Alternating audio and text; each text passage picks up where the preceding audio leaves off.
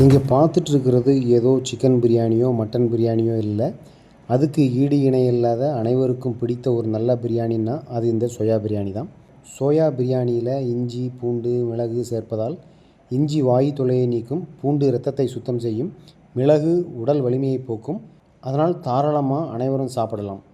இந்த சோயா பிரியாணி கடை எங்கே இருக்குதுன்னு கேட்டிங்கன்னா, குன்றத்தூர் வெங்கடேஸ்வரா தியேட்டர் ஆப்போசிட்டில் தான் இருக்குது. எப்போவுமே இங்கே கூட்டம் இருந்துக்கிட்டே தான் இருக்கும். இங்கே சோயா பிரியாணி மட்டும் ஃபேமஸ் இல்லை, சோயா பக்கோடா, சில்லி சோயா இதுவும் ஃபேமஸ் தான்.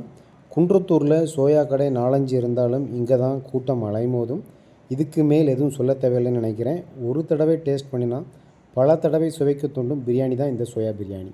இந்த வீடியோ முதல்ல சோயா பிரியாணி பார்சல் பண்ணுறதுக்காக ரெடியாக வச்சுருந்ததை பார்த்துருப்பீங்க. அது கூட்டத்தை சமாளிப்பதற்கான முன்னேற்பாடு தான். டெய்லி மதியம் சாயங்காலம் இந்த கடை முன்னாடி டிராஃபிக் ஜாம் தான் போங்க. கடை சின்னதாக இருக்குதுன்னு பார்க்காதீங்க. இது எப்படின்னா, மூர்த்தி சின்னதாக இருந்தாலும் கீர்த்தி பெருசுன்னு சொல்லுவாங்க இல்லையா, அந்த மாதிரி. இது ப்ரமோஷன் வீடியோலாம் கிடையாது, ஏதோ 4 பேருக்கு ஹெல்ப் ஆகட்டுமேன்னு சொல்லிட்டு தான் இந்த சின்ன வீடியோ.